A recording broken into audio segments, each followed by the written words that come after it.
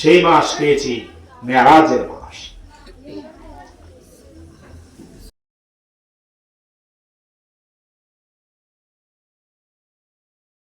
বন্ধুগণ, মেরাজের মাসে মেরাজ নিয়ে আলোচনা কিছু না করলেই নয়। আল্লাহ নবী সাল্লাল্লাহু আলাইহি সাল্লামের মেরাজ হয়েছিল কোন সময়? যখন নবী পাক সাল্লাল্লাহু আলাইহি সাল্লামের মনক্ষুণ্ণ আব্দুল মুত্তালিব নেই, আবু তালেব চাচাও নেই, ওনার সহধর্মিণী স্ত্রী সবচেয়ে কাছের এবং সবচেয়ে বিপদের বান্ধবী ছিল মা খাদিজাতুল কুবরা রাদিয়াল্লাহু তাআলা আনহা, তিনিও চলে গিয়েছেন। আল্লাহ নবী সাল্লাল্লাহু আলাইহি সাল্লাম অত্যন্ত মর্মাহত, তিনি দুঃখিত, ওনাদের দুঃখে দুঃখিত। তিনি সেই নবী পাক সাল্লাল্লাহু আলাইহি সাল্লামের মনের দিকে তাকিয়ে আল্লাহ রাব্বুল আলামিন তিনি আর মানাতে পারলেন না নিজেকে। আল্লাহ তাআলা স্বয়ং আল্লাহ নবী সাল্লাল্লাহু আলাইহি সাল্লামকে দাওয়াত দিয়ে তিনি খুশি করবার জন্য ওনার বাড়িতে নিয়ে গিয়েছেন। বলো সুবহানাল্লাহ। আশা আজিম পর্যন্ত সফর করিয়েছেন আল্লাহ রাসূলকে খুশি করবার জন্য। আসলে তিনি সেখান থেকে এসে আরো উজ্জ্বল হয়ে গেছিলেন, ওনার চেহারা আরো সমুজ্জ্বল হয়ে গেছিল। আল্লাহ নবী সাল্লাল্লাহু আলাইহি ওয়াসাল্লাম এমন নবী ছিলেন যে নবীর হাত তুললে মুনাজাত করার সাথে সাথে আল্লাহ পাক কবুল করে নেন। বলেন সুবহানাল্লাহ।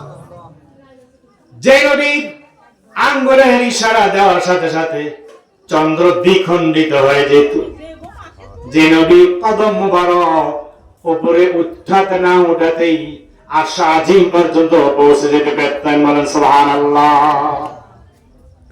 বন্ধুগণ, পর্দার মা বোনেরা, আল্লাহ নবী সাল্লাল্লাহু আলাইহি সাল্লাম সম্বন্ধে যত আপনি শুনবেন তত ভালো লাগবে, যত প্রশংসা করবেন আল্লাহ নবী সাল্লাল্লাহু আলাইহি সাল্লাম নিজে খুশি হন এবং আল্লাহ রাব্বুল আলামিন স্বয়ং খুশি হয়ে যান। বলেন সুবহানাল্লাহ। রাসূল সাল্লাল্লাহু আলাইহি সাল্লাম সম্বন্ধে শান মান নিয়ে বেশি আলোচনা করবেন, মিলাদুন নবী পড়বেন, ঈদে মিলাদুন নবী পালন করবেন, রাসূলকে নিয়ে বেশি আপনারা যদি নাকি চিন্তা ভাবনা গবেষণা করেন, জপে, আল্লাহ তাআলা খুশি হয়ে যাবেন। বলেন সুবহানাল্লাহ। যে নবী সাল্লাল্লাহু আলাইহি সাল্লাম হাত মোবারক ওঠানোর সাথে সাথে দোয়া কবুল। মদিনা শরীফে দেখা গেল বৃষ্টি নাই অনেক দিন। জুমার দিন আল্লাহ নবী সাল্লাল্লাহু আলাইহি সাল্লামের কাছে সাহাবীরা বলতেছে, ইয়া রাসূলুল্লাহ, ইয়া হাবিবাল্লাহ, নবী গো, অনেক দিন যাবত আমাদের পশুগুলি ঘাস পায় না, সব কিছু শুকিয়ে গিয়েছে। ইয়া রাসূলুল্লাহ, ইয়া হাবিবাল্লাহ, আপনি নাকি দোয়া করলে আল্লাহ সাথে সাথে কবুল করে নেন। আমরা আপনার কাছে দোয়া চাই, আপনি আল্লাহকে বলেন আল্লাহ পাক যেন এই মদিনার মাটিতে বৃষ্টি দেন। আল্লাহ নবী জুমা নামাজ আদায়ের পরে তিনি হাত তুলে দোয়া করলেন, রব্বুল আলামিন, মদিনায় এখন বৃষ্টির প্রয়োজন। আল্লাহ, নিষ্পাপ পশুগুলোকে কি তুমি মেরে ফেলবা? এই বলে আল্লাহ নবী কাকুতে বিনীত করে আল্লাহর কাছে দোয়া করলেন। আল্লাহ নবী সাহাবীরা বললেন, মসজিদে নববীতে আল্লাহ নবী সাল্লাল্লাহু আলাইহি সাল্লাম যখন দোয়া করেছেন, সাথে সাথে বৃষ্টি এসে আল্লাহ রাসূল সাল্লাল্লাহু আলাইহি সাল্লামের হাত মোবারক ভিজিয়ে দিলেন। বলেন সুবহানাল্লাহ। মসজিদে ছাদ ছিল না ওই সময়, খেজুর পাতার ছাউনি ছিল। ব্যাগ করে বৃষ্টি নামা শুরু হয়ে গেল। মুনাজাত শেষ করলেন। শনিবার বৃষ্টি, রবিবার বৃষ্টি, সোমবার বৃষ্টি, মঙ্গলবার, বুধবার, বৃহস্পতিবার, আবার জুমার দিন এসে গিয়েছে। শুক্রবার পর্যন্ত বৃষ্টি চলতে হচ্ছে। সাহাবীরা বলতেছে, ইয়া রাসূলুল্লাহ, ইয়া হাবিবাল্লাহ, নবী গো, যেই পশুদের জন্য দোয়া চেয়েছি ওই পশুর এখন শোবার জায়গা নাই, দাঁড়াইবার জায়গা নাই। সারা মদিনায় পানিতে সয়লাব হয়ে গিয়েছে। ইয়া রাসূলুল্লাহ, ইয়া হাবিবাল্লাহ, আপনি দোয়া করেন আল্লাহর কাছে, এখন আর বৃষ্টির প্রয়োজন নাই, দোয়া করেন। আল্লাহ নবী বললেন, আল্লাহ, এখন আর মদিনার মাটিতে বৃষ্টির প্রয়োজন নেই, বৃষ্টি বন্ধ করে দাও। আল্লাহুম্মা হাওয়ালাইনা ওয়ালা আলাইনা। বৃষ্টি আসলে এই দোয়া আল্লাহ নবী সাল্লাল্লাহু আলাইহি সাল্লাম বেশি বেশি পড়তেন, আল্লাহুম্মা হাওয়ালাইনা ওয়ালা আলাইনা। আল্লাহ, আমাদের যতটুকু প্রয়োজন ছিল প্রয়োজন ফুরিয়ে গিয়েছে। আল্লাহ এখন আমাদের বৃষ্টির প্রয়োজন নাই, আপনি অন্যদিকে নিয়ে যান, বলেন সুবহানাল্লাহ। সাথে সাথে হাত নামানোর আগে আল্লাহ তাআলা বৃষ্টি বন্ধ করে দিলেন, বলেন সুবহানাল্লাহ। কেমন নবী, মোনাজাতের সাথে সাথে আল্লাহ তাআলা কবুল করেন, বলেন আলহামদুলিল্লাহ। এখনো মদিনার মসজিদে নববীর পাশে যে আল্লাহ নবী সাল্লাল্লাহু আলাইহি সাল্লামের রওজা মুবারক আছে, ওই রওজা মুবারকের উপরে যে সবুজ গম্বুজ আছে, দেখেছি কাছে গিয়ে সবুজ গম্বুজ দেখলে মন মানায় না। বিদায়ের সময় এত কান্না করেছি, আমার স্ত্রী পাশে ছিল, সন্তান পাশে ছিল, কেন তুমি এত কান্না করতেছো? আমি কিছু বলতে পারছিলাম না, শুধু বলছিলাম আসসালাতু ওয়াসসালামু আলাইকা ইয়া রাসূলুল্লাহ। নবী গো, তোমার এই সবুজ গম্বুজের পাশ থেকে বিদায় নিচ্ছি, তুমি বিদায় দাও। আসামি হয়ে এতদিন ছিলাম, আজকে তোমার কাছে বিদায় চাই।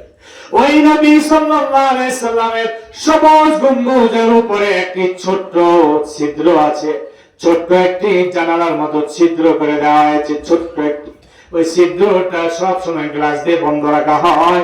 যখন নাকি মসজিদে নববীর ওই বৃষ্টি অথবা যে কোনো পোকামাকড় যে কোনো কিছু যেন ওই মসজিদে নববীর পাশে যে রওজা মুবারক আছে, ওই রওজা মুবারকের ভিতরে যেন ঢুকতে না পারে, এই জন্য ওইটা বন্ধ করে রাখা হয়। কিন্তু কেন রাখা হলো, কেন রাখা হলো? মা আয়েশা সিদ্দিকা রাদিয়াল্লাহু তাআলা আনহা, সবাই জিকির করেন আল্লাহু আল্লাহ আল্লাহু আল্লাহ। মাইকম্যান কোথায়? মাইকম্যান। আল্লাহু আল্লাহ আল্লাহু আল্লাহ, কবরে আল্লাহ হাশরে আল্লাহ, কবরে আল্লাহ হাশরে আল্লাহ, মিজানে আল্লাহ ফুলসিরাতে আল্লাহ, মিজানে আল্লাহ ফুলসিরাতে আল্লাহ। আল্লাহু আল্লাহ আল্লাহু আল্লাহ, আল্লাহু আল্লাহ আল্লাহু আল্লাহ, আল্লাহু আল্লাহ, লা ইলাহা ইল্লাল্লাহু মুহাম্মাদুর রাসূলুল্লাহ সাল্লাল্লাহু আলাইহি ওয়াসাল্লাম। তাহলে বলতেছিলাম যে বৃষ্টির প্রয়োজন এখন মদিনায়। মা আয়েশা সিদ্দিকা রাদিয়াল্লাহু তাআলা আনহার কাছে গিয়ে বলতেছেন যে আপনি একটু দোয়া করেন বৃষ্টির জন্য। এবার মা আয়েশা রাদিয়াল্লাহু তাআলা আনহা আছেন, ওনার কাছে দোয়া চাইতেছে সাহাবীরা। আয়েশা সিদ্দিকা রাদিয়াল্লাহু তাআলা বললেন যে ওই যে মসজিদে নববীর গম্বুজের উপরে যে ছিদ্রটা আছে, ওই ছিদ্রটা তুমি খুলে দাও, খুলে দেওয়ার সাথে সাথে দেখবা আসমান থেকে বৃষ্টি পড়তে চলে। সুবহানাল্লাহ। ঠিক তাই দেখা গেল, ওই ছোট্ট ছিদ্রটা খুলে তোলার সাথে সাথে আকাশ থেকে বৃষ্টি পড়া শুরু হয়ে গেল। এবার ওই ছিদ্রটা আর বন্ধ করার কার মনে নাই, ছিদ্রটা ডাকনাটা দেওয়ার মতো আর কোনো মনে নাই কারোই। দেখা গেল একটা পাখি ওই ছিদ্র দিয়ে ঢুকে রওজা পাক পর্যন্ত পৌঁছে গিয়েছে। একটা পাখি ঢুকে গেছে, এটা একজন নজরে পড়েছে। এখন কি করবে, কিভাবে বের করবে, কিভাবে বের করবে রওজার ভিতর থেকে? কার এত বড় সাহস আছে রাসূলুল্লাহ সাল্লাল্লাহু আলাইহি সাল্লামের রওজা পাকের উপরে যাওয়ার? কার সাহস নেই। বললাম ঠিক রেখো। আল্লাহ নবী সাল্লাল্লাহু আলাইহি সাল্লামের রওজার ভিতরে যাওয়ার সাহস কারো নাই, কিন্তু খুঁজলেন কাকে দেওয়া যায়। প্রত্যেকটা পরিবারে খোঁজ নেওয়া হলো, কোথায় এমন কে আছে, কেউ সাহস করে না। একটা ছেলে পাওয়া গেছে, হাফেজ, কোরআন হাফেজ। ওই ছেলেটা সাহস করেছে, হ্যাঁ আমি ঢুকবো। ছোট্ট এই ছেলেটা, তাকে পাঠিয়ে দেওয়া হলো। নবীজি রওজা মুবারকের মধ্যে ঢুকলো। ঢুকার পরে ওই ছেলেটা রওজার ভিতরে ঢুকে দেখে পাখিটাকে বলতে কিছুই নাই, কিছু নেই, হাওয়া হয়ে গিয়েছে। শুধু তাই না, আল্লাহ নবী সাল্লাল্লাহু আলাইহি সাল্লামের সিনা মোবারক পর্যন্ত সে পৌঁছে গিয়েছে। ওখানে যাওয়ার পরে কিছুক্ষণ পরে দেখা গেল আল্লাহ নবী সাল্লাল্লাহু আলাইহি সাল্লাম হাত মোবারক বাড়িয়ে দিলেন, ওই ছেলেটার সাথে মুসাফা করলেন, এমনকি ওই ছেলেটার কপালে চুম্বন করলে দিলেন। বলেন সুবহানাল্লাহ। নবী নবী বলে মোর দিন কাটে, আহা দিন কাটে গো দিন কাটে। নবী নবী বলে মোর রাত কাটে, আহা রাত কাটে গো রাত কাটে। ও নবী গো, ও নবী গো, তুমি যেথায় আমরা যাব সেথায়, এই তো ভাবনা সব হারাতে পারি গো নবী, তোমায় হারাব না। নবী নবী বলে মোর দিন কাটে, আহা দিন কাটে গো দিন কাটে। নবী নবী বলে মোর রাত কাটে, আহা রাত কাটে গো রাত কাটে। বলেন আল্লাহু আকবার। আল্লাহ নবী সাল্লাল্লাহু আলাইহি সাল্লাম যে জিন্দা নবী, তখন থেকে সারা জাহানের মধ্যে প্রচার হয়ে গিয়েছে। সুবহানাল্লাহ। এখনো কি একটু বিশ্বাস করে না যে আল্লাহ নবী জিন্দা কিনা? হায়াত নবী, জিন্দা নবী। আল্লাহ নবী নিজে বলেছেন, আমি কেন কোন না কোন নবী রাসূলগণদের এই যে দেহ মোবারক মাটিকে খাওয়া হারাম করে দিয়েছেন আল্লাহ তাআলা। বলেন সুবহান। বন্ধুগণ, যে নবী সাল্লাল্লাহু আলাইহি সাল্লামের কাছে হযরত জিবরাইল আলাইহিস সালাম কতবার এসেছিল জানেন? অন্যান্য নবীদের কাছে 2 বার, 3 বার, 4 বার, 5 বার, 40 বার, সর্বোচ্চ 400 বার জিবরাইল আলাইহিস সালাম আসমান থেকে এসে তিনি সুসংবাদ দিয়েছেন এবং ওহী নাযিল করেছেন। কিন্তু সমস্ত নবী রাসূলগণদের মুজিজাগুলি সমস্ত নবী রাসূলগণদের কাছে জিবরাইল আলাইহিস সালামের আগমনের হিসাব করলে দেখা যায় গড়ে মাত্র 3 বার করে পড়ে। কিন্তু আমার নবী, দয়া নবী, মায়া নবী মুহাম্মদুর রাসূলুল্লাহ সাল্লাল্লাহু আলাইহি সাল্লামের কাছে জিবরাইল আলাইহিস সালাম 24,000 বার এসেছিলেন। বলেন সুবহানাল্লাহ। 24,000 বার। যেই নবীর কাছে এসেছিলেন সেই নবী কি 4টে নবী? ওই নবীর জন্য দুরূদ পড়লে বলে বেদাত, কিয়াম করলে বলে বেদাত ফাঁসে হয়ে গেছে, বন্ধ হয়ে গেছে। নাউজুবিল্লাহ মুখ দিয়ে আসবে না। যে নাউজুবিল্লাহ বলবেন না তার ইমানের গলতি আছে, দুর্বলতা আছে। আল্লাহ নবীর শানে যদি কোনো বেয়াদবিমূলক কোনো কথা বলা হয় তাহলে ওই ব্যক্তির ঈমান হারা হয়ে যাবে, সাথে সাথে ঈমান হারা। বেয়াদবিমূলক কোনো কথা বলে রাসূলের শান যখন আসবে, স্টপ। দাঁড়ায় জ্ঞান করতেছে করুক, বসে পড়তেছে পড়ুক, শুয়ে জ্ঞান করতেছে করুক, নিষেধ করবেন না। নিষেধ করার ক্ষমতা কারণ আপনার যদি পছন্দ না হয় করবেন না, আপনার পছন্দ হলে করবেন, কিন্তু নিষেধ করার ক্ষমতা কে দিয়েছে আপনাকে? কোরআনে দলিল দেখার নিষেধ আছে, হাদিস দেখার নিষেধ আছে। মুস্তাহাব আমল, মুস্তাহাব আমল কেউ বাদ দিতে পারবে না। ছেড়ে দিবেন ইচ্ছাকৃত ভাবে, আপনারা তো সওয়াব পাবেন না, কিন্তু আপনি রাসূলের মহব্বত থেকে দূরে রইলেন, আপনি এখানে একটা সওয়াব থেকে বঞ্চিত হবেন। কিন্তু আপনি যদি নিষেধ করেন করা যাবে না, তাহলে একটা মুস্তাহাব আমলকে নিষেধ করার কারণে আপনি ঈমান হারা হতে পারেন, আর রাসূলের শানে বেয়াদবি হতে পারে। যে কোনো মুস্তাহাব আমল, মিলাদ কিয়াম শুধু নয়, যে কোনো মুস্তাহাব আমল যদি কেউ নিষেধ করে তাহলে সেই ব্যক্তির ঈমান নষ্ট হয়ে যাবে। এই জন্য সাবধান। আল্লাহ নবী সাল্লাল্লাহু আলাইহি সাল্লাম শান মানে আসলে সব কিছু সাদরে বহন করে নেবেন। বলেন আলহামদুলিল্লাহ। কেন নেবেন না? আল্লাহ রাসূল সাল্লাল্লাহু আলাইহি সাল্লামের নাম মুহাম্মদ কে রাখছে? আল্লাহ। আসমানে তার নাম আহমদ, জমিনে তার নাম মুহাম্মদ। সেই মুহাম্মদ সাল্লাল্লাহু আলাইহি সাল্লাম নাম রেখেছেন আল্লাহ। মুহাম্মদ শব্দ অর্থ কি জানেন? হামদ থেকে এসেছে। আলহামদুলিল্লাহ, সূরা আলহামদুলিল্লাহ আমরা পড়ি না? আলহামদুলিল্লাহি রাব্বিল আলামিন, সমস্ত প্রশংসা আল্লাহ তোমার জন্য। এই হামদ থেকে এসেছে মুহাম্মদ। মুহাম্মদ মানে সবচেয়ে বেশি প্রশংসিত। বলেন সুবহানাল্লাহ। আল্লাহ নবী সারা পৃথিবীর মানব নয়, দানব নয়, কুল কায়নাত সবকিছু সবসময় নবীর প্রশংসায় মত্ত আছেন। সব সময় নবী যে প্রশংসা করেন, যার কারণে আল্লাহ তাআলা ঠিক সুইটেবল নাম নবী রেখেছেন মুহাম্মদ সাল্লাল্লাহু আলাইহি ওয়াসাল্লাম। এমনকি ওনার নাম আসমানে আহমদ কেন দেওয়া হলো? দেখেন আহমদ এই নামটাও দেখা যায় যে মূল অক্ষর কিন্তু হাম থেকে এসেছে।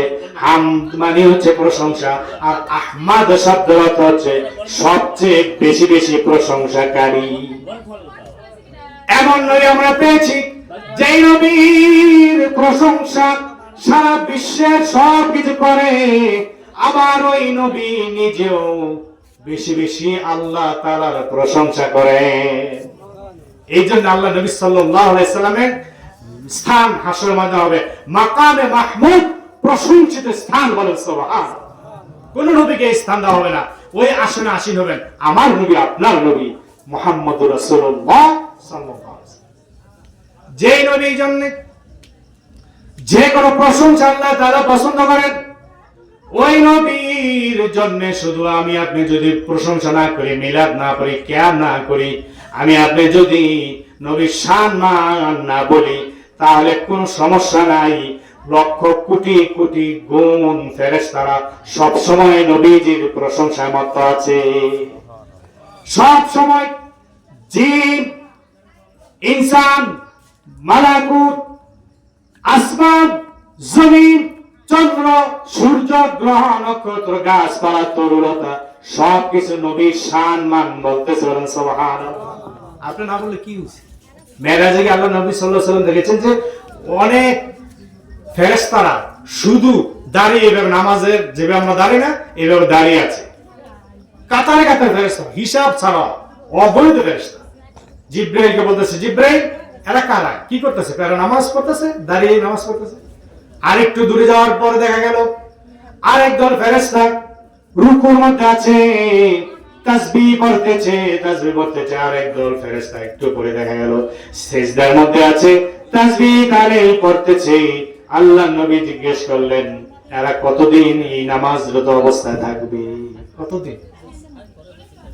ইয়া রাসূলুল্লাহ, ইয়া হাবিবাল্লাহ, নবী গো, এই যে ফেরেশতারা দেখতেছেন, আল্লাহ তাআলা তাদের সৃষ্টি করেছেন এরকম ইবাদত করবার জন্য, যাকে যেই দায়িত্ব ডিউটি দেওয়া হয়েছে এই ডিউটি চলবে হযরত ইসরাফিল আলাইহিস সালাম কিয়ামতের জন্য সিংহা ফুৎকার না দেওয়া পর্যন্ত এভাবে চলবে। সিংহা ফুৎকার না দেওয়া পর্যন্ত, অর্থাৎ এখনো চলতেছে। মেরাজে গিয়েছিলেন 1400 বছর আগে, সেই সময় দেখছেন এখনো চলতেছে, কিয়ামত পর্যন্ত চলবে। কিয়ামত যখন হয়ে যাবে, পৃথিবী ধ্বংস হয়ে যাবে, তখন তাদের ওই রুকু সিজদা নামাজ বন্ধ হবে। বলেন সুবহানাল্লাহ। আমি আর আপনি সনুমুদ্দিন আর কলমুদ্দিন যদি নামাজ না পড়ি আল্লাহর কোন আসে যায়? ঠিক তদ্রূপ কোটি কোটি ফেরেশতা এমন ভাবে আল্লাহ তাআলা সুসজ্জিত করে রেখেছেন, দলে দলে ফেরেশতা আছে, তারা সব সময় নবীর শানে দরুদ পড়তেছে। বলেন সুবহানাল্লাহ। এটা তো শুধু ফেরেশতার ইচ্ছা নয়, আল্লাহর ইচ্ছায় আল্লাহ তাআলা বলে দিয়েছেন, ইয়া আইয়ুহাল্লাযীনা আমানু সাল্লু আলাইহি ওয়া সাল্লিমু তাসলিমা। এটা বলার আগে কি বলেছেন? ইন্নাল্লাহা ওয়া মালাইকাতাহু ইউসাল্লুনা আলান নবী। আল্লাহ আমি স্বয়ং নিজে, আমি আল্লাহ নিজে ফেরেশতাদেরকে নিয়ে বিরাট জমায়েত করে, আমি দলবদ্ধভাবে ফেরেশতাদেরকে নিয়ে আমি দুরূদ পড়ি আমার নবীর উপর। তাইলে তোমরা যারা আছো, তোমরা সাল্লু আলাইহি, তোমরা তার উপর দুরূদ পড়ো। শুধু দুরূদ বলে শেষ করে নাই, ওয়াসাল্লিমু তাসলিমা, সালাম দাও সালাম দেওয়ার মতো। আপনি এখানে আছেন, যদি একটা লোক আপনার সামনে উপস্থিত হয়, তাকে আপনি সালাম দেবেন। যদি বসে দেন তাহলে আপনি বেয়াদবি করলেন। আপনি তাকে যখন সালাম দিবেন, দাঁড়িয়ে সুন্দর মতো সালাম দিবেন। এইটা হচ্ছে সবচেয়ে আদব, এইটা হচ্ছে আদব। দাঁড়িয়ে সালাম দেওয়া হচ্ছে আদব। তাহলে আপনি সালাম দিলেন অন্য একটা সাধারণ লোককে দাঁড়িয়ে, আমার নবী মুহাম্মদুর রাসূলুল্লাহ সাল্লাল্লাহু আলাইহি সাল্লাম যাকে সৃষ্টি করা না হলে কুল কায়নাত সৃষ্টি হতো না, সেই নবীর শানে কেন আপনি বসে বসে সালাম দিবেন? এই বেয়াদবি কোথায় পেয়েছেন? আপনি যখন সালাম দিবেন, দাঁড়িয়ে সালাম দিবেন। আর যদি সালাম না দেন, আপনি যদি কৃপণতা করেন, করতে থাকেন, আপনি সালাম দিয়েন না। কিন্তু যদি সালাম দেন, অনুরোধ, দাঁড়িয়ে দিবেন। যদি না দেন, দিয়েন না। শুধু দুরূদ পড়েন, সালাম দিয়েন না। সালাম দিলে আপনি দাঁড়াতে হবে, আমরা বেয়াদব হব নবীর সামনে। বন্ধুগণ, পর্দার আলে মা বোনেরা, খেয়াল করে শুনি, যা শুনবো তা মনের নিয়তে শুনবো। এই যে নবীর শানে যখন নাকি দাঁড়িয়ে সালাম দেওয়া হয়, বলে বেদা। যে নবী সাল্লাল্লাহু আলাইহি সাল্লামের শানে আল্লাহ তাআলা নিজে দাঁড়িয়ে সালাম দিয়েছেন, সুবহানাল্লাহ।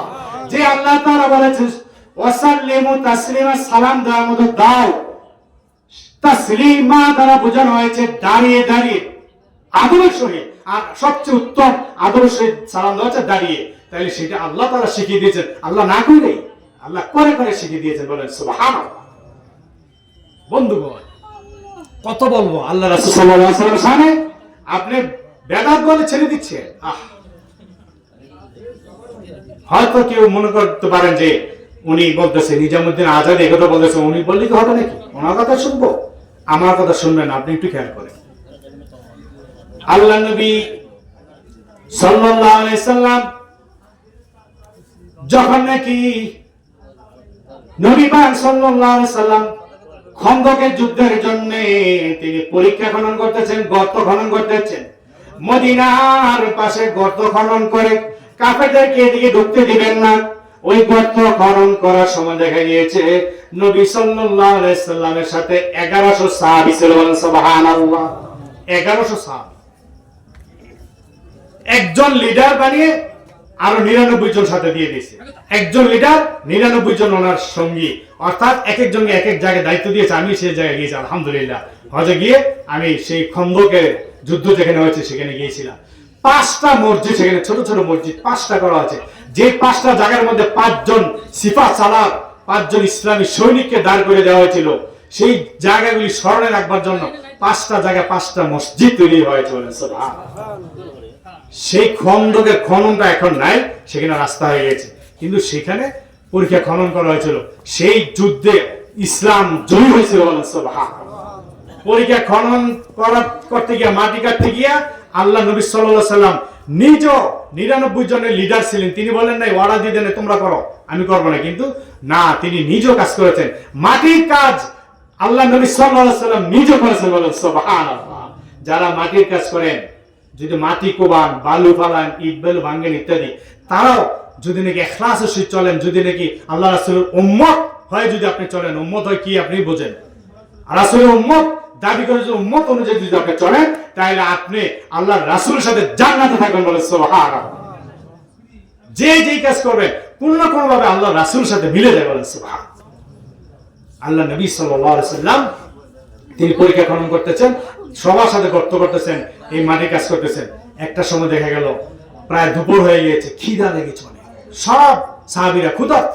এই মুহূর্তে এক সাহাবী এসে বলতেছে, ইয়া রাসূলুল্লাহ, আমি আর পারতেছি না, কি করব? আল্লাহ রাসূল বলতেছেন, তাহলে তুমি পারতেছ না, কি করবা জানো না? এই দেখো, আল্লাহ নবী সাল্লাল্লাহু আলাইহি সাল্লাম পাঞ্জাবি মোবারক উপরের দিকে উঠাইয়া তিনি দেখা দিলেন ওনার পেটের মধ্যে 3টা পাথর তিনি বেঁধে রেখেছেন, বলেন সুবহানাল্লাহ। আল্লাহ নবী পেটে পাথর বেঁধেছেন, ঠান্ডা লাগলে একটু আরাম লাগে এই জন্য।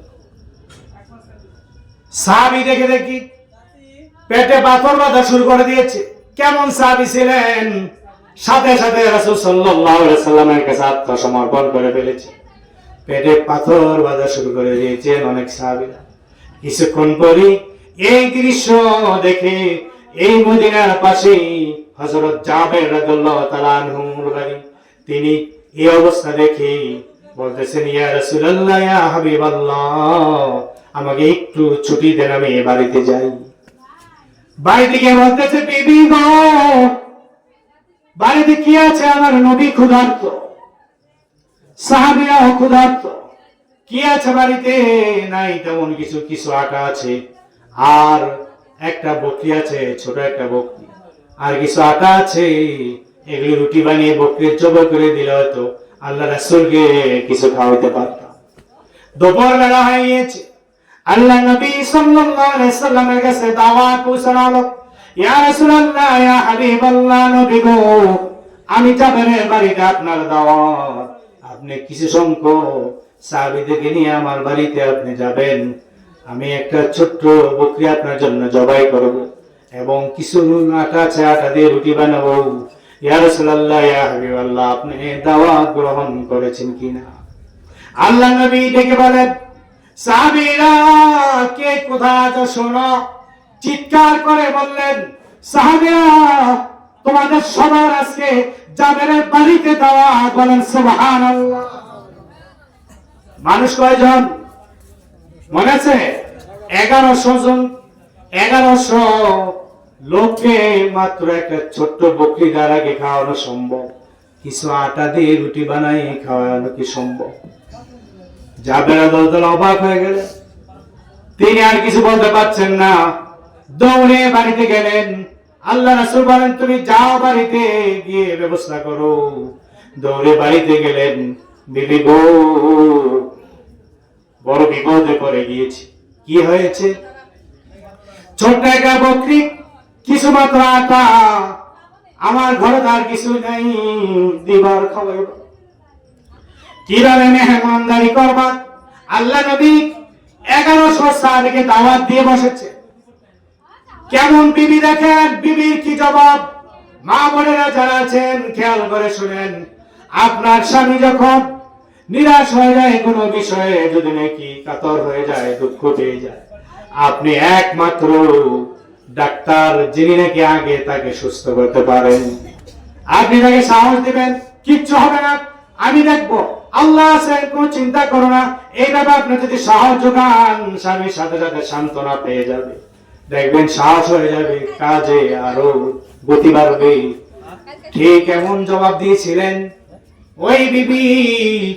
জবাব দিলেন, জাবের প্রাণ প্রিয় স্বামী গো, তুমি ঠিকই রাসূলের সাহাবী হয়েছে, রাসূলকে চিনো নাই? আল্লাহর নবী সাল্লাল্লাহু আলাইহি সাল্লাম তিনি দাওয়াত দিয়েছেন 1100 সাহাবীকে, তুমি তো দাও নাই। নবী দাওয়াত দিয়েছেন, নবী বুঝবে, তুমি কি নবী? তুমি তো নবী না, তুমি বুঝবে না। ওই নবী দাওয়াত দিয়েছেন, নবীজি বুঝবেন। অতএব কোনো চিন্তা করো না, নবীজি যত পারে তত সাহাবী নিয়ে আমার বাড়িতে আসুন, আসুন। সান্ত্বনা দিয়ে গেলেন স্বামী। বকরি জবাই হলো, রুটি বানানো হলো, আল্লাহ রাসূলকে এগিয়ে আনা হলো। আল্লাহ রাসূল সাল্লাল্লাহু আলাইহি সাল্লাম সবাইকে নিয়ে বাড়িতে চললেন। এবার দেখা গেল আল্লাহ নবী সাল্লাল্লাহু আলাইহি সাল্লাম বললেন, আমার সামনে খাবারগুলি ডেকে নিয়ে আসো। গোশতগুলি এক পাত্রে আনো, রুটিগুলি আরেক পাত্রে আনো, ডেকে নিয়ে আসো। আল্লাহ নবী সাল্লাল্লাহু আলাইহি সাল্লাম, এই হাদিসে পাওয়া যায়, বুখারীতে আছে, মুসলিমে আছে, সিয়াজের কিতাবে হাদিস কেন এসেছে, আল্লাহ নবী সাল্লাল্লাহু আলাইহি সাল্লাম নিজ হাতে শাহিদারি করেছেন। তার নমুনা হচ্ছে হাদিস। বলেন সুবহানাল্লাহ। নিজ হাতে খাওয়ানো সুন্নাত, আপনি নিজ হাতে খাওয়াবেন, সুন্নাত একটা আদায় করবেন। আল্লাহ রাসূলের প্রেম মহব্বত দিলের মধ্যে থাকবে, রাসূল সাথে জান্নাতি হবেন। বলেন সুবহানাল্লাহ। একটা না একটা পথ ধরে আল্লাহ রাসূল একটা আমল করছে, এটা আমি সবসময় করে যাব, একটা আমল উসিলায় আল্লাহ পাক maaf করে দিতে পারেন। বলেন আলহামদুলিল্লাহ। দয়ার নবী, মায়ার নবী মুহাম্মদুর রাসূলুল্লাহ সাল্লাল্লাহু আলাইহি সাল্লাম এবার সাহাবীদেরকে বললেন, 10 জন করে আমার কাছে আসো, আমি নিজে তাদেরকে খাবার বিলাবো। এবার 2টো রুটি এবং কিছু গোশত দিয়ে দিই, এক একজনকে এইভাবে বিদায় করতেছে। 10 জন করে এইভাবে 1100 সাহাবীকে তিনি খাবার খাওয়াইলেন। খাবার খাওয়ানোর শেষে বললেন, আমি একটু অংশ রাখি। আল্লাহর নবী সাল্লাল্লাহু আলাইহি সাল্লাম শাহিদারি করার পরে সবার শেষে তিনি খেয়েছেন। যিনি শাহিদার হবেন সবার শেষে খাবেন। সবার শেষে তিনি খেলেন আর বললেন, পাত্র 2টা বাড়ির ভিতর নিয়ে যাও, অন্তরালে নিয়ে যাও। ওখানে নিয়ে গেলেন, নিয়ে গিয়ে ঢাকনা খুললেন।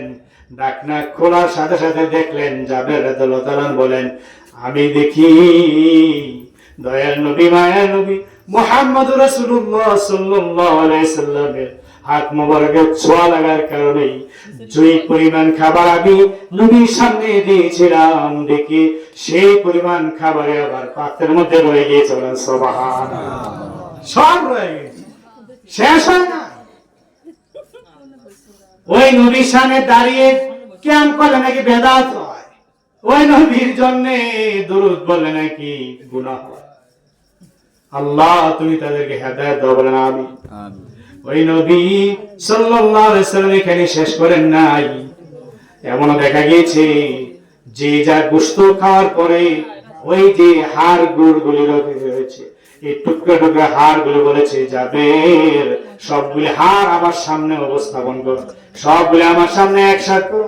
আল্লাহ নবী সাল্লাল্লাহু আলাইহি সাল্লামের সামনে ওই বকরির সমস্ত উচ্ছিষ্ট হাড়গুলো একসাথে করা হলো।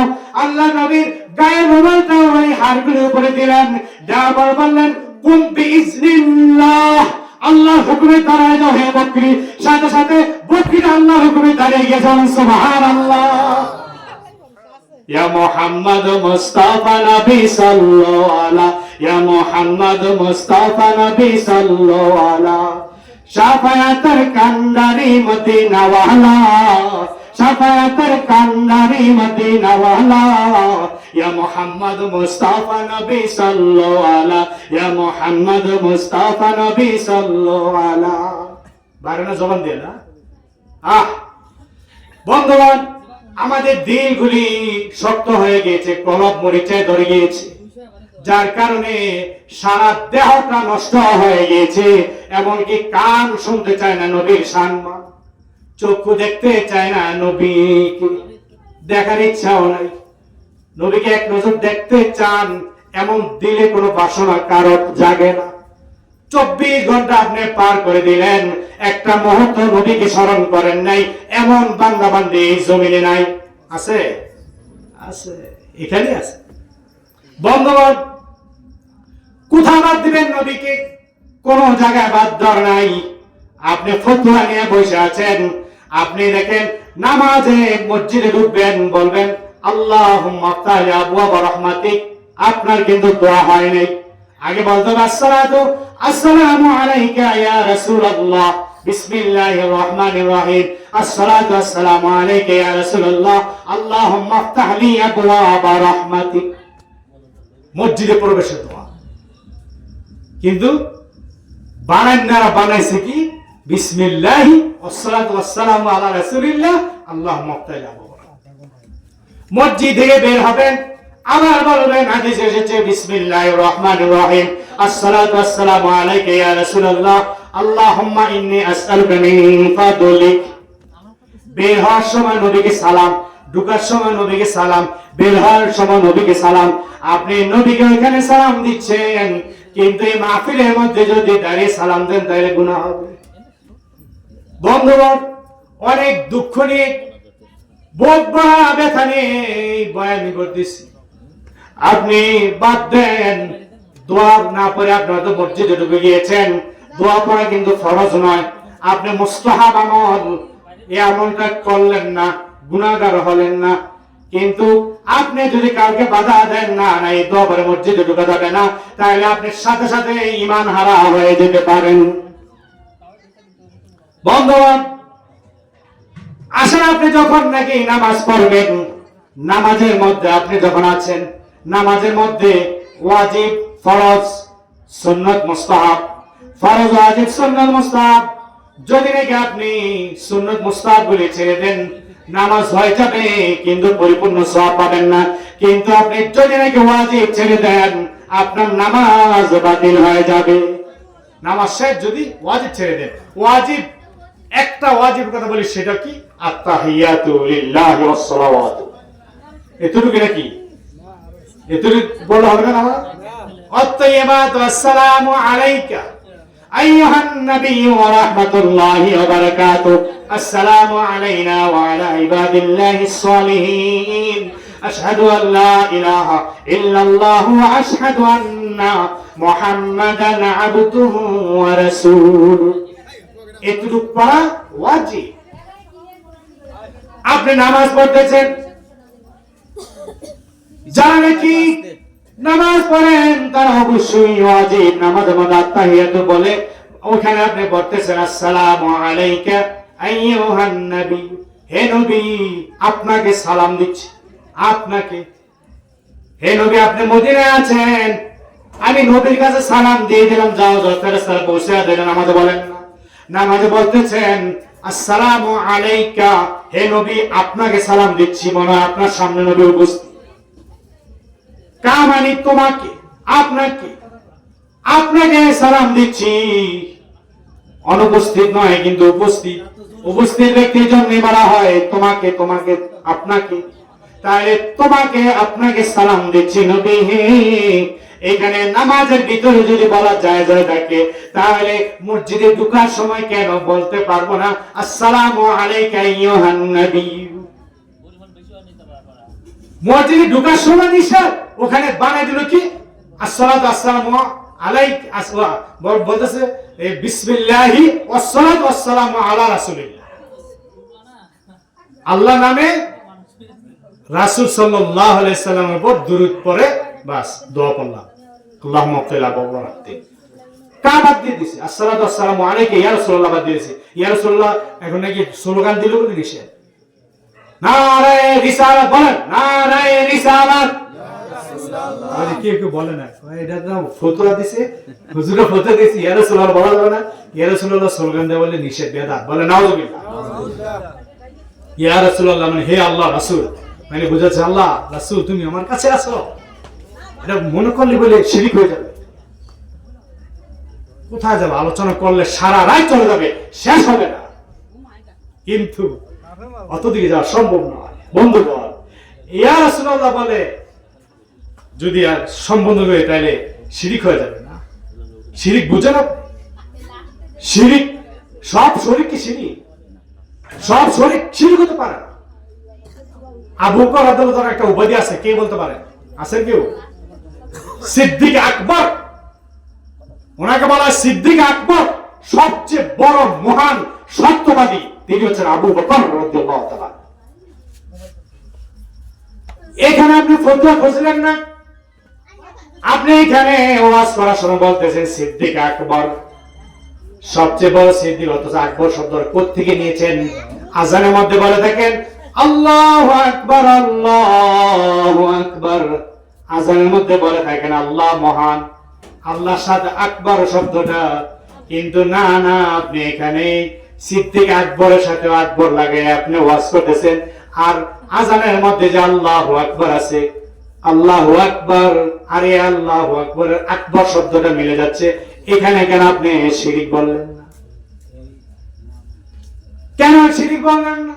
নামাজের মধ্যে আপনি বলেন আল্লাহু আকবার, তাকবীর তাহরিমা, আল্লাহু আকবার সারা নামাজ হবে না।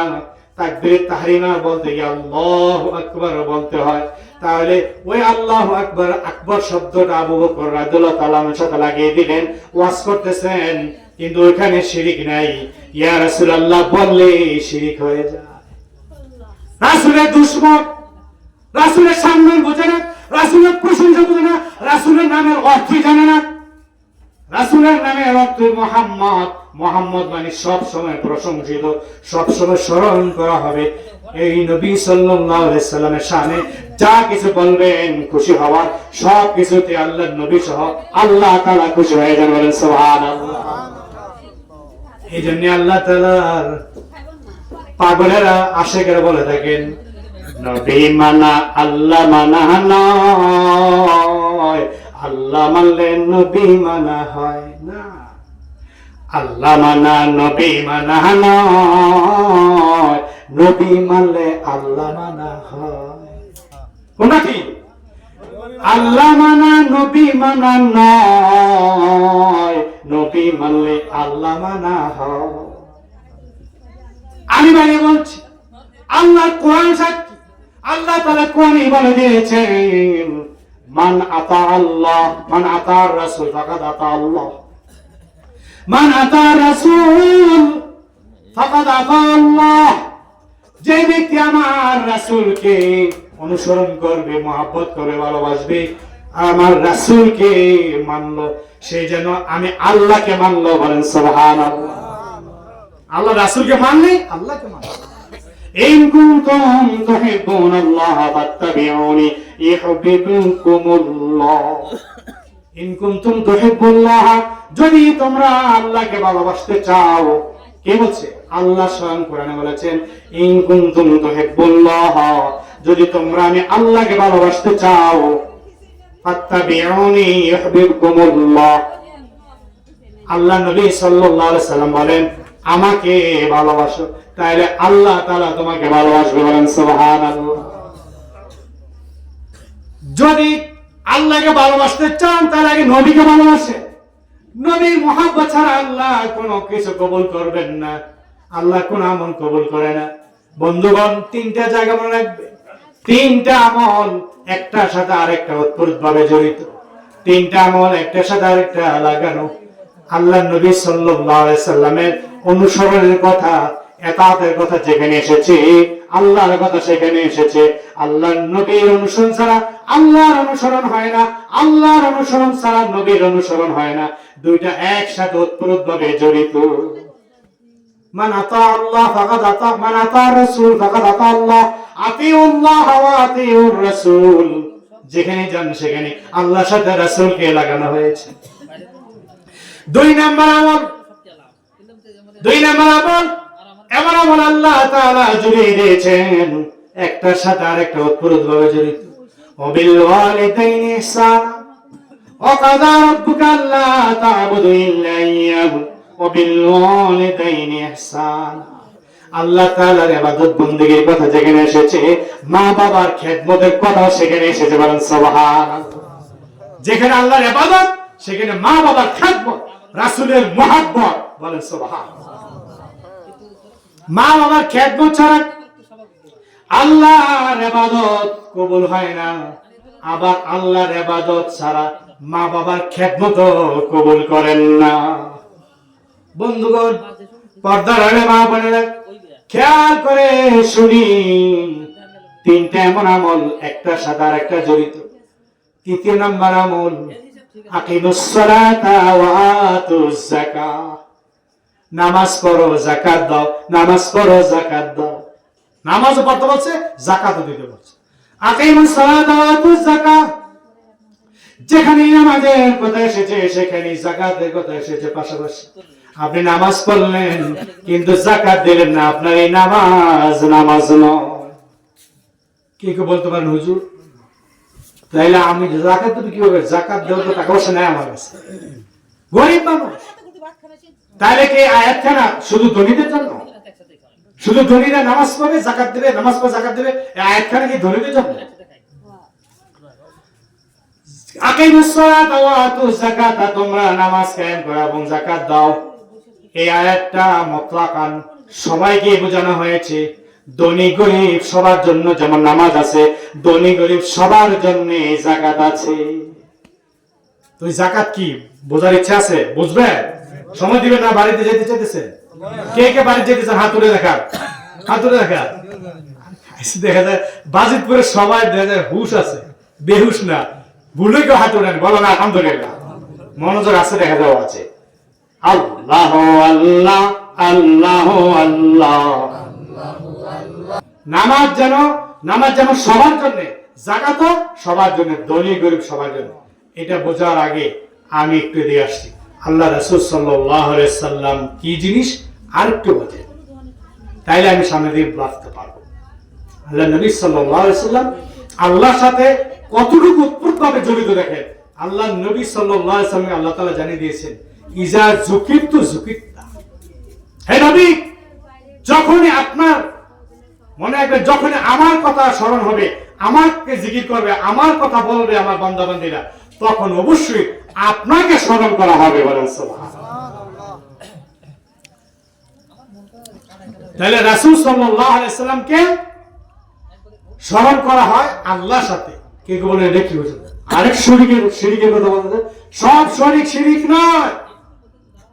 ওই সূত্র মনে রাখবে। শুধু আবু বকর রাদিয়াল্লাহু আনহু দেখেছি না, ফারুক আজম, ওমর ফারুক রাদিয়াল্লাহু আনহুর সাথে আজম শব্দের ব্যবহার হয়েছে। আজম আল্লাহ তাআলার নাম, সেখানে শিরিক। ওসমান গনি বলা হয়েছে, গনি, এই গনি আল্লাহ তাআলার নাম, তাইলে ওসমান রাদিয়াল্লাহু আনহু লাগানো হয়েছে শিরিক। সব শিরিক নয়, এভাবে অসংখ্য প্রমাণ আছে।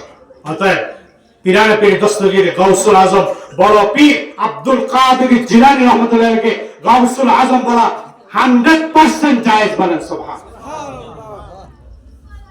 সব শিরিক নয়। বন্ধুগণ, আল্লাহ রাসূল সাল্লাল্লাহু আলাইহি সাল্লাম ওনাকে আল্লাহ তাআলা পাশাপাশি রেখেছেন। যখনই আল্লাহর কথা বলেছেন, রাসূল কথা এনেছেন। শিরিক হবে কিভাবে? আপনি যদি রাসূলকে মসজিদে বলেন যে আসসালামু আলাইকা আইয়ুহান নবী, হে নবী আপনাকে সালাম, শিরিক হবে কেন? আল্লাহ রেখেছেন, আল্লাহ তাআলা স্বয়ং রেখেছেন মসজিদে নামাজের ভিতরে আল্লাহ রাসূলকে, শুধু নামাজে আল্লাহর কথা স্মরণ করলে হবে না, আপনি স্মরণ করতে আপনি রাসূলকে সালাম দিচ্ছেন, তাহলে রাসূলকে নিয়ে আসতেছেন আপনি নামাজের মধ্যে স্মরণ করে, তাইলে আপনি শরীক করতেছেন, শিরিক, মুশরিক। বলেন নাউজুবিল্লাহ। আত্মাইতে সারা তো নামাজ পড়েন, যারা বলতে দেন আত্মাইতে পড়বেন আজকে থেকে। যদি মনে থাকে, এখানে পরের পয়েন্টে আসবো, আত্মাইদের মধ্যে পরের পয়েন্টে আসবে, যদি মনে থাকে একটু কেউ তো মনে করে দিবেন যে হুজুর আত্মাইদের মধ্যে কি যেন বলতেছিলেন। আর যদি এসে গেল আল্লাহর তরফ থেকে, আল্লাহর কাছে শুকরিয়া বলেন আলহামদুলিল্লাহ। আল্লাহ নবী সাল্লাল্লাহু আলাইহি সাল্লাম কেমন? যে নবী সাল্লাল্লাহু আলাইহি সাল্লামকে আল্লাহ থেকে জুদা করা যায় না, বলেন সুবহানাল্লাহ। এখন বসেন, ভালো বসেন, নিচে আদবের সহিত বসেন। যে নবীকে আল্লাহ থেকে জুদা করা যায় না, এই যে আরেক শিরকের দিকে যেতেছে, সাবধান, মন ধ্যান সব খুলে, ব্রেনটা খুলে, মনটাকে বড় করে আপনি দেখেন, মনের মধ্যে কৃপণতা রেখে আপনি এই ওয়াজ শুনবেন না, মনকে বড় করে শুনেন, রাসূলকে বড় ভাবেন, তাইলে আপনার ভিতরে ওয়াজ ঢুকবে না, ঢুকবে না। আপনি রাসূলকে আল্লাহ থেকে জুদা করবেন কেন?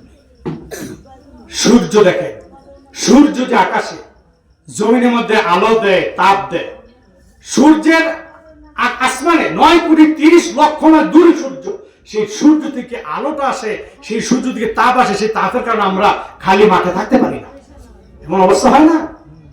খালি মাঠে থাকতে পারি না।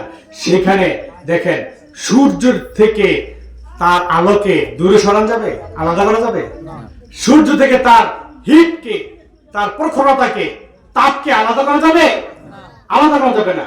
ঠিক তদ্রূপ যদি কোন example not acceptable in here, কোন এক্সাম্পল এখানে খাটে না, তারপর বুঝবার জন্য বলছি, ক্ষুদ্র ব্রেন আমাদের বুঝবার জন্য বলছি, আল্লাহ নবী সাল্লাল্লাহু আলাইহি সাল্লাম ঠিক তদ্রূপ আল্লাহর সাথে ওতপ্রোতভাবে জড়িত, বলেন সুবহানাল্লাহ। নবী সাল্লাল্লাহু আলাইহি সাল্লাম তিনি কেমন? তিনি হচ্ছেন জ্যোতি, আল্লাহ নবী নূর। আলোচনা করলে আবার আরেক দিকে জায়গা, আল্লাহ নবী নূর, নূর মানে হচ্ছে জ্যোতি, জ্যোতি মানে হচ্ছে আলো। আলো যেটা, জ্যোতি যেটা, নূর যেটা, এটা একজন একটা জায়গা থেকে আসবে, তাই না? ধরেন এখানে একটা মোমবাতি জ্বালালাম, এটা থেকে আলো যাবে, ওইটা জ্যোতি, ওইটা আলো, ওইটা নূর।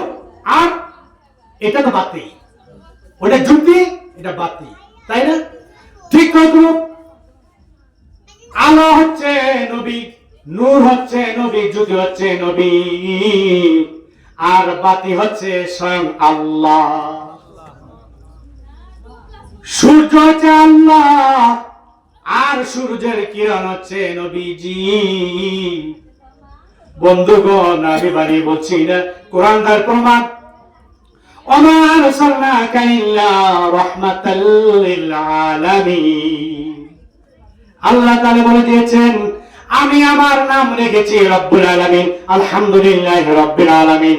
রব্বুল আলামিন, আমি আলামিন মানে হচ্ছে কুল কায়নাত, শুধু বিশ্ব নয়, বিশ্ব নয়, শুধু এই পৃথিবীটা নয়, এই পৃথিবী ছাড়াও যত জগৎ আছে, সমস্ত জগৎগুলি, আসমান জমিন যা কিছু, 7 আসমান 7 জমিন, লৌহ কলম আরশ কুরসি যা আছে সবকিছু, সবকিছু রবকে আল্লাহ। এই জন্য বলা হচ্ছে আলামিনা, বহুবচন শব্দ, বহুবচন শব্দ। তাহলে রব্বুল আলামিন হচ্ছে আল্লাহ, আর রাহমাতাল লিল আলামিন বানিয়ে পৃথিবীতে পাঠিয়েছেন আমার নবীকে, বলেন সুবহানাল্লাহ।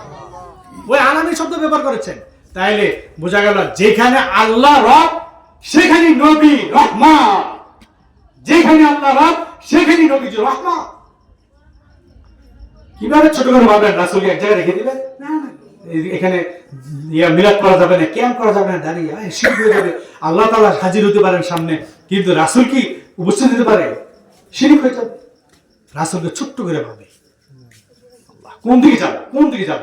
রাসূল যদি আমরা ধরেন গভীর রাতে ঘরের মধ্যে বসে আল্লাহ রাসূলকে যদি স্মরণ করে জিকির, আজকে মিলাদ, ক্যাম্প, দাঁড়াতে ক্যাম্প করতে হতো, চোখের পানি ফেলে দেই, আর যদি আমি আর শ্রান্ত হয়, যদি শুয়ে পড়ে ঘুমিয়ে পড়ি, এই অবস্থায় আল্লাহ রাসূল সাল্লাল্লাহু আলাইহি ওয়াসাল্লাম আপনার ঘরে আসতে বাধ্য, ঘরে উপস্থিত হবে ইনশাআল্লাহ। সুবহানাল্লাহ। তাহলে আপনি বাজিতপুরের এই গ্রামে এইখানে একটা ঘরে ঠিক আপনার মতোই আবার আরেক ব্যক্তি আরেকটা গ্রামে আরেকটা জায়গায় এইভাবে ইবাদতে মশগুল আছে কিনা?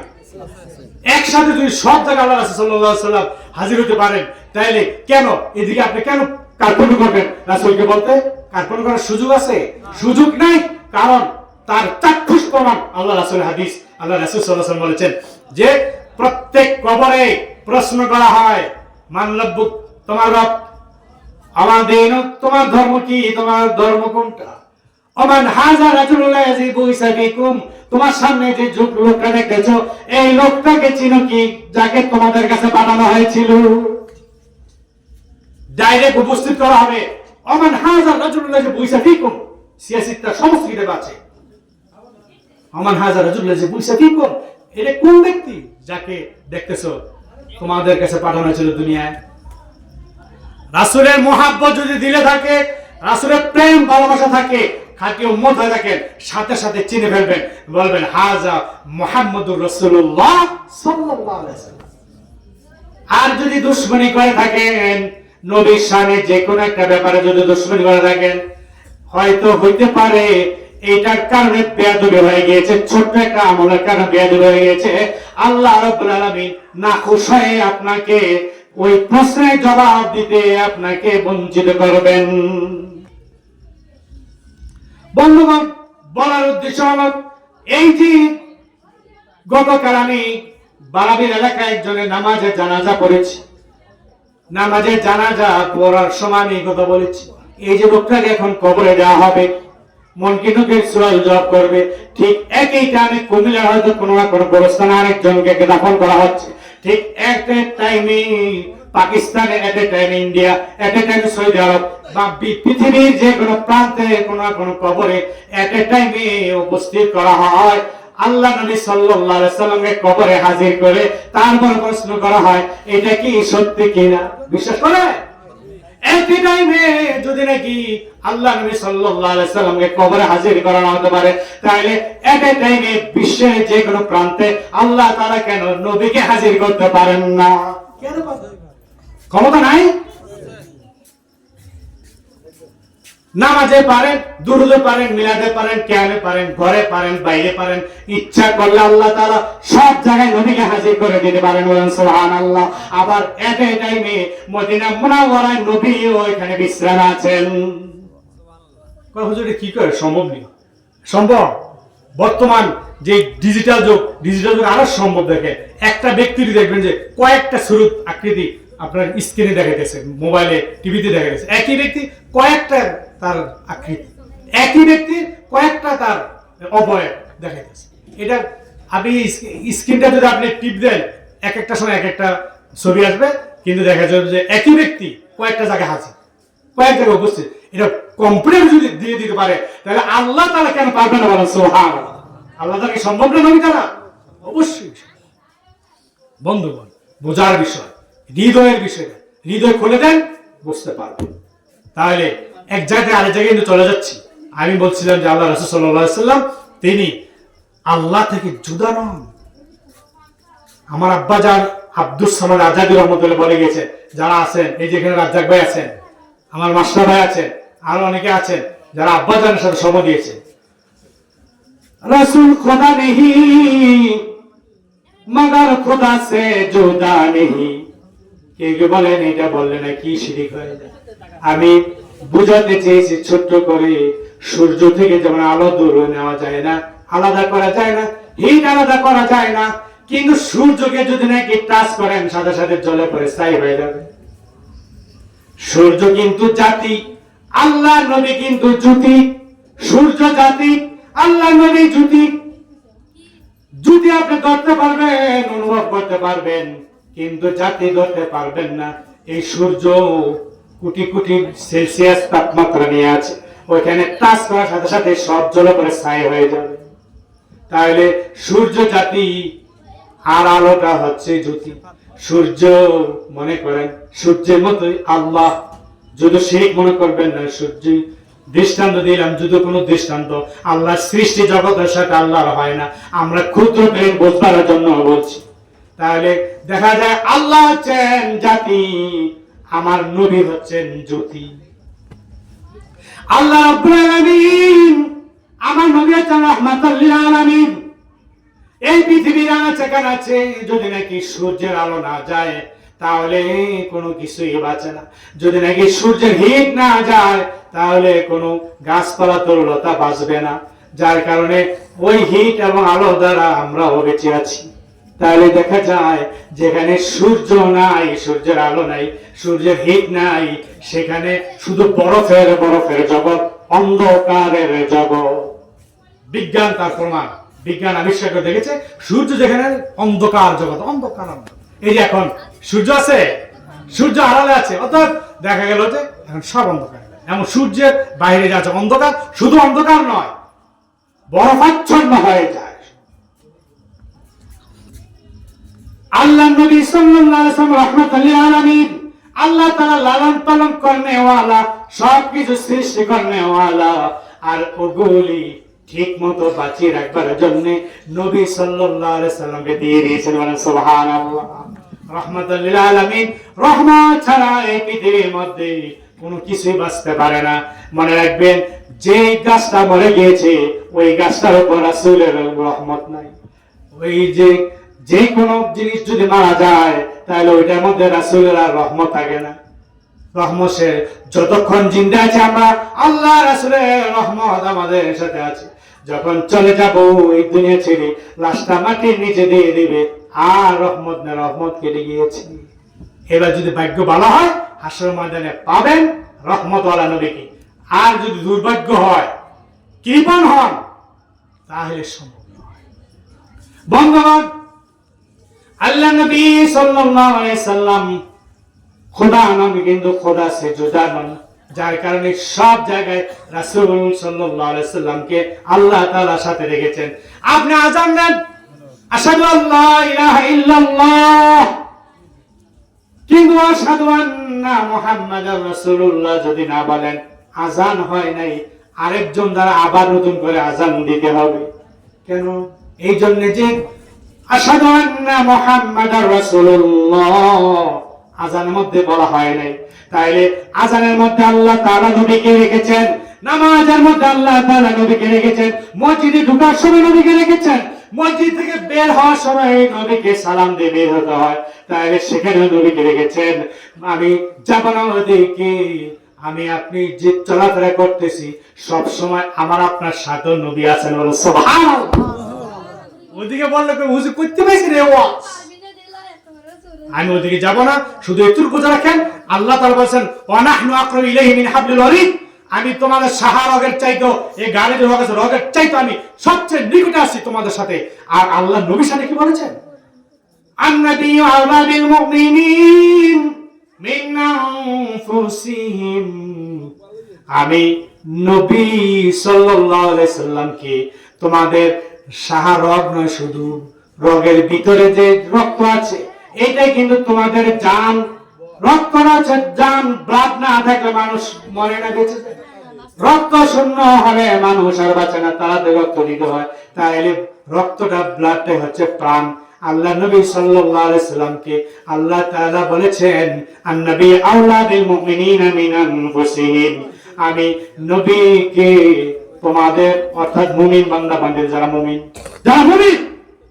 যারা বেয়াদব তাদের নয়, মুমিন যারা, তারা কোনোদিন বেয়াদব হতে পারে না, যারা মুমিন তাদের সাথে আল্লাহ তাআলা লাগিয়ে দিলেন মুমিনদের জানের চাইতো আমি নবীকে কাছে রেখেছি। বলেন সুবহানাল্লাহ।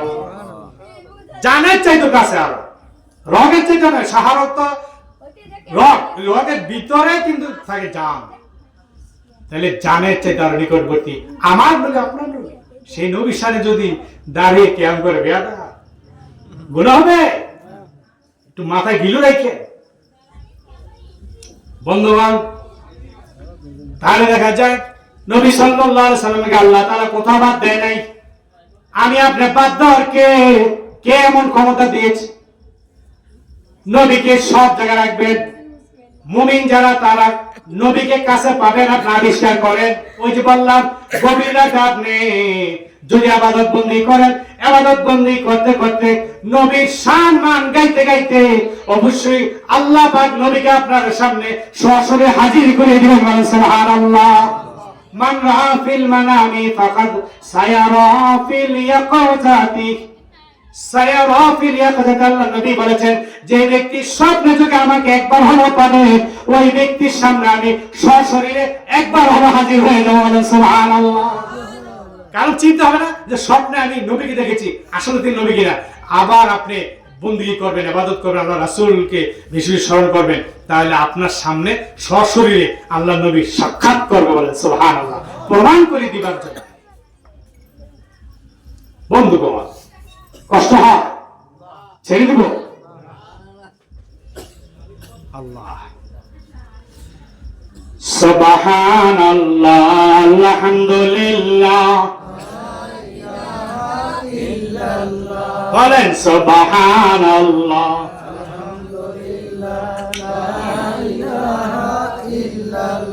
লা ইলাহা ইল্লাল্লাহ, মুহাম্মাদুর রাসূলুল্লাহ, লা ইলাহা ইল্লাল্লাহ, মুহাম্মাদুর রাসূলুল্লাহ, সুবহানাল্লাহ, আলহামদুলিল্লাহ, লা ইলাহা ইল্লাল্লাহ, মুহাম্মাদুর রাসূলুল্লাহ সাল্লাল্লাহু আলাইহি ওয়াসাল্লাম।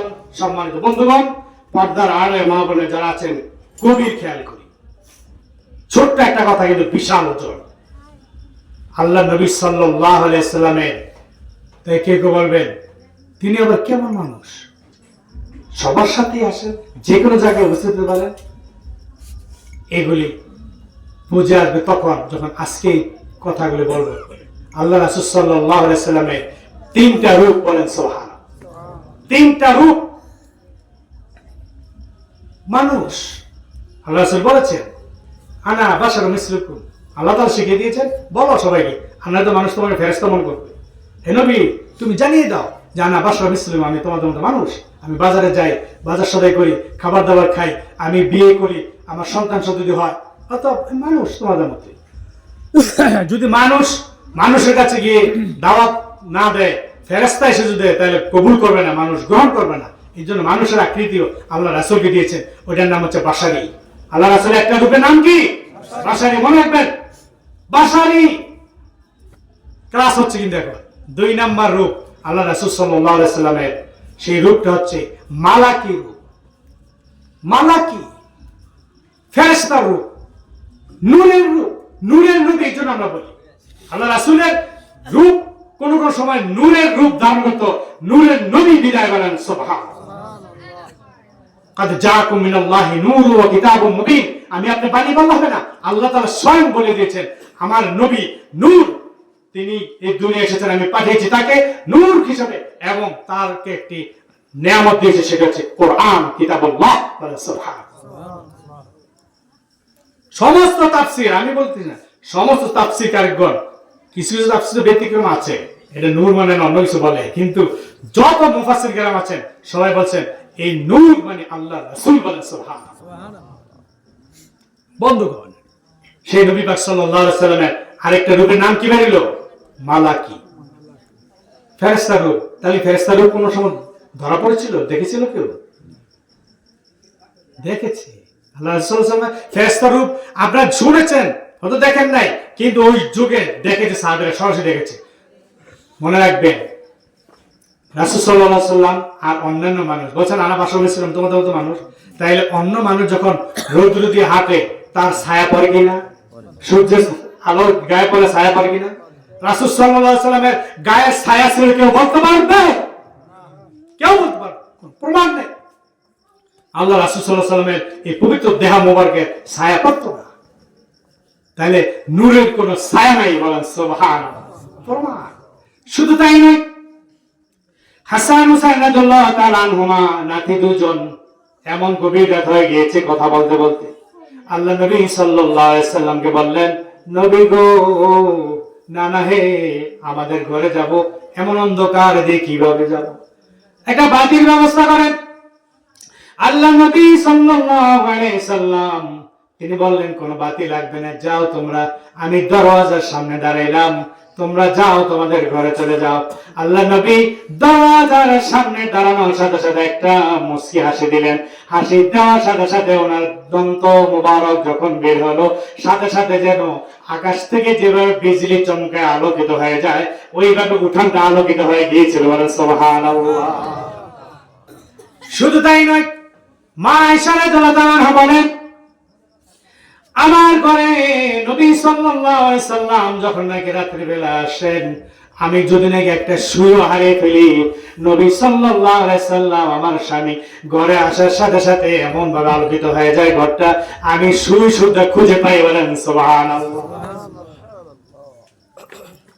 দয়ার নবী মায়ার নবীর ব্যাপারে মা আয়েশা বলেন, লানা শামসুন ওয়ালিল্লাহ তাকি শামসুন والشمس السماء تطلع بعد الفجر والشمس تطلع بعد العشاء।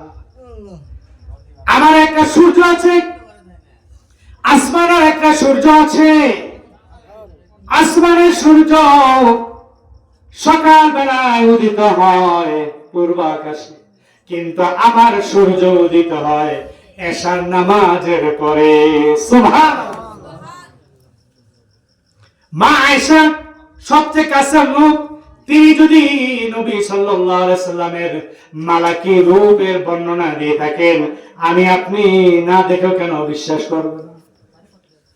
উম্মত হয় বিশ্বাস করবেন না, না করলে এটা আপনার ব্যাপার। অসংখ্য এমন নজির আছে, রাসূল সাল্লাল্লাহু আলাইহি সাল্লাম নূরের জিসম মুবারক, তিনি নূরের নবী।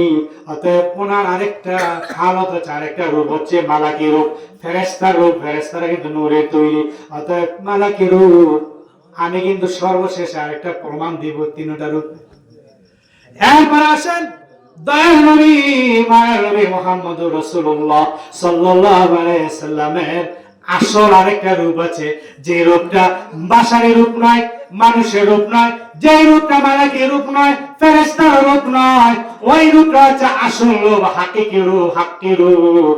ওই রূপ আল্লাহ নবী সাল্লাল্লাহু আলাইহি সাল্লাম এবং আল্লাহ ছাড়া আর কেউই জানে না। বলেন সুবহানাল্লাহ। হাকিকি রূপ, হাকিকি রূপ আল্লাহ নবীর ছিল। হাকিকি রূপের কারণে নবী সাল্লাল্লাহু আলাইহি সাল্লাম মেরাজ পর্যন্ত পৌঁছে গিয়েছেন। বলেন সুবহানাল্লাহ। আর শাহী পর্যন্ত পৌঁছেছেন। দেখেন, মালাকি রূপ, বাশারি রূপ, হাকিকি রূপ, এই সব মেরাজ আসলে ওয়াজ করে কিন্তু বড় বড় বক্তারা, কিন্তু আসল গভীরের ওয়াজ তা করে না। গভীর যে নাকি মারিফতের তরিকতের যে বয়ান রয়েছে মেরাজের মধ্যে, সেই খবর কিন্তু তারা রাখে না। গোপন ভেদ রয়েছে, বাতিনি কিছু আলোচনা আছে, ওই আলোচনাগুলি তারা জানেও না এবং মানুষের সামনে পেশ করতে পারে না, বুঝি না, ভাবি না। বন্ধুগণ, পর্দার মা বোনেরা, খেয়াল করে শুনি কেমন নবী ছিলেন। মোহাব্বত, প্রেম, ভালোবাসা কেন হবে না নবীর সামনে? যে নবীর তিনটা রূপ আছে, বাশারি, মালাকি, হাকিকি। আল্লাহ নবী সাল্লাল্লাহু আলাইহি সাল্লাম যখন নাকি বাইতুল্লাহ কাবা শরীফের পাশে এশার নামাজের পরে হেলান দিয়ে তিনি একটু শুয়ে আছেন, ঘুমিয়ে পড়লেন। এই সময় দেখা গেল জিবরাইল আলাইহিস সালাম এসে নবী সাল্লাল্লাহু আলাইহি সাল্লামের পা মোবারকের তালুতে জিহ্বা দ্বারা একটু ঘষা দিলেন। সাথে সাথে নবীজি সজাগ হয়ে গেলেন, হে জিবরাইল, কেন তুমি এমন করলে? নবী গো, আমি আপনাকে ডাক দিই মাথা কাজ করে, আমি আপনার শরীরে কাজ করে আমি ডাক দিই। ইয়া রাসূলুল্লাহ, আমি জায়গায় নেই কোন অঙ্গ প্রত্যঙ্গ কাজ করে অথবা কোনো আওয়াজ দিয়ে, আমি শুধু আপনার পায়ের তলদেশে আমার জিহ্বাটা দিয়ে লাগিয়ে আপনাকে জাগাইতে দিয়েছি।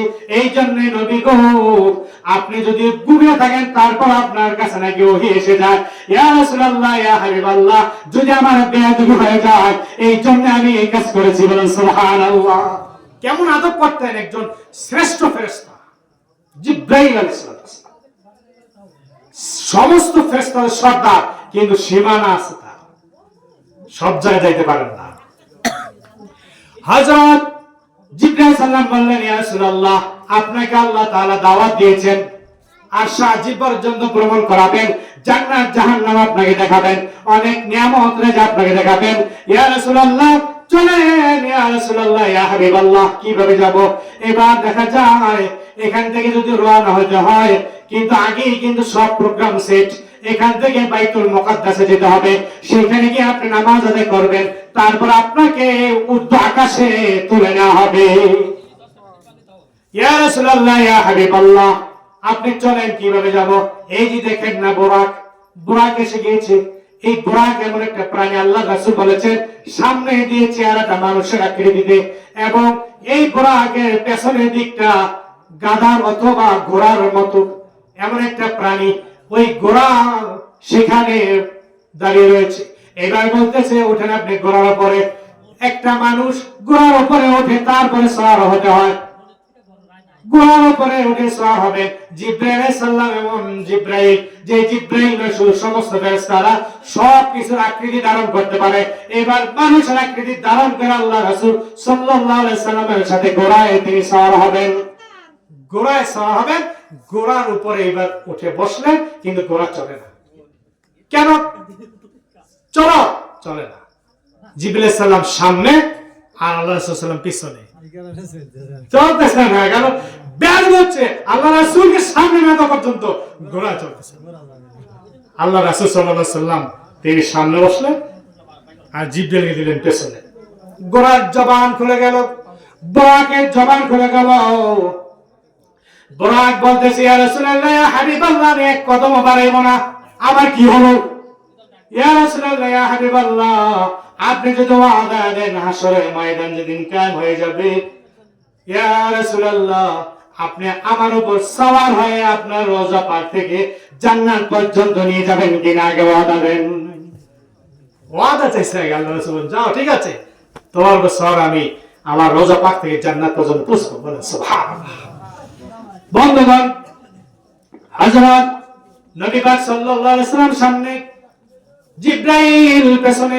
এবার চলছে কি গতিতে? কোন গতিতে চলছে? বিজ্ঞান পর্যন্ত ফেল হয়ে গিয়েছে। বুরাক এমন একটা প্রাণী, চোখের পলক ফেলতে না ফেলতেই লক্ষ লক্ষ মাইল দূরে যাওয়ার সক্ষম। বলেন সুবহানাল্লাহ। এমন গতি সম্পন্ন, 1,86,000 মাইল বেগে চলে, কিন্তু আলোর গতি। এই যে আলোটা আপনি টর্চ লাইট মারেন, আলোটা যাইতে যাইতে যেই জায়গা যাবে ওই জায়গা পুষতে 1,86,000 মাইল গতিতে আলোটা যাবে। মানে এক সেকেন্ড না, সেকেন্ডের কয়েক নেনু সেকেন্ডে আপনার টর্চ লাইটটা ওখানে গিয়ে চলে যাবে। টর্চ লাইটের আলো এত গতি সম্পন্ন, আলোর গতি। তাহলে এর চাইতে বরাক শব্দটা দ্বিগুণ গতি সম্পন্ন ছিল। সেই বরাক কয়েকটা কদম দিতে না দিতে তিনি, বরাক কিন্তু তার সবকিছু পাকা খুলে দেয়, কিন্তু কদম দিয়েছে মাত্র। কদম দিতে না দিতে বাইতুল মুকাদ্দাস পর্যন্ত হাজির। বলেন সুবহানাল্লাহ।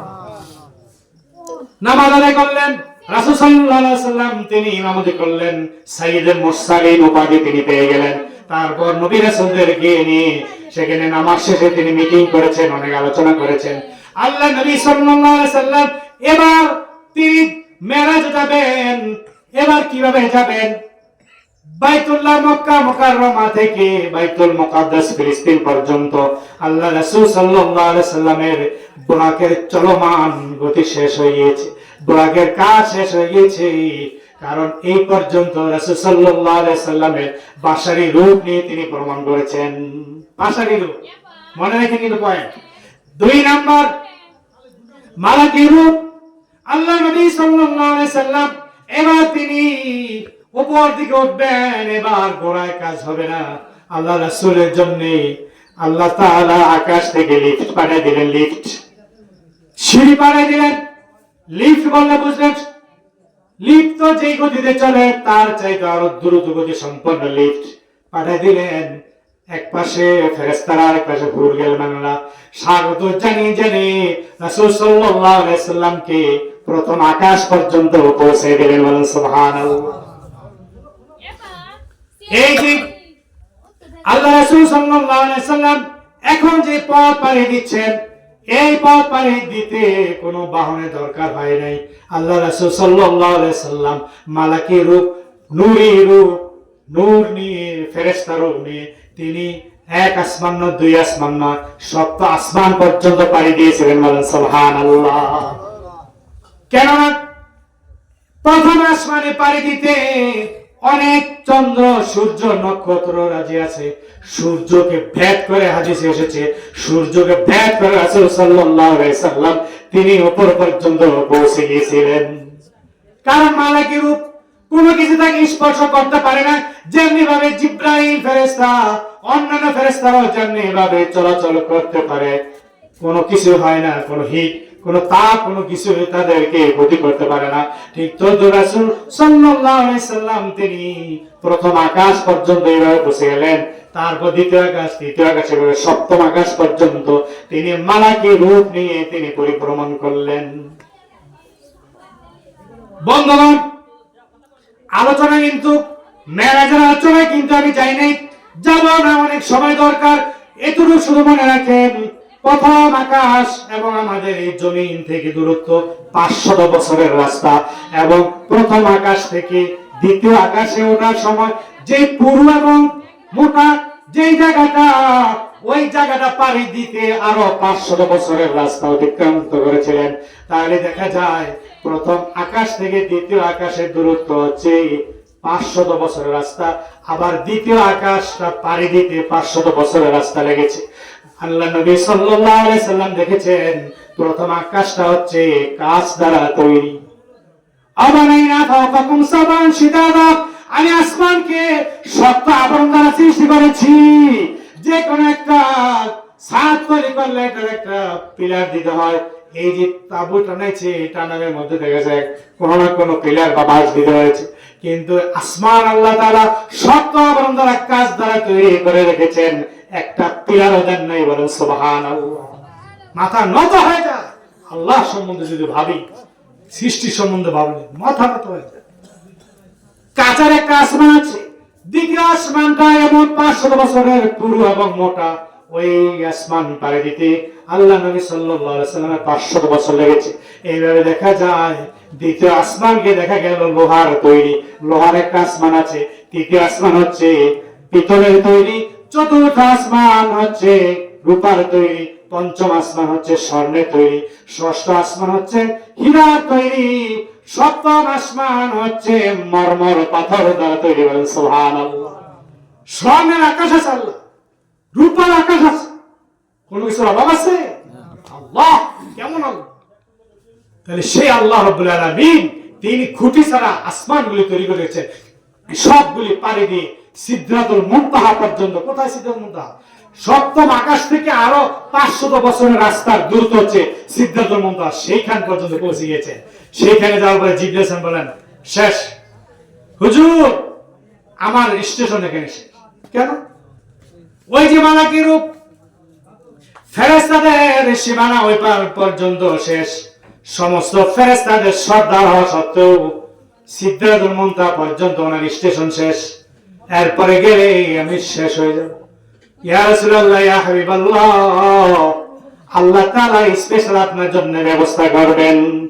এখানে সবাই খেয়াল করেন, আল্লাহ নবী সাল্লাল্লাহু আলাইহি সাল্লাম জিবরাইল ফেরেশতাকে এখানে রেখে তিনি কিভাবে লৌহ কলম সব কিছু জগৎ অন্ধকার জগৎ পারে দিয়ে আর আজিম পর্যন্ত পৌঁছেছিলেন। কিভাবে পৌঁছলেন?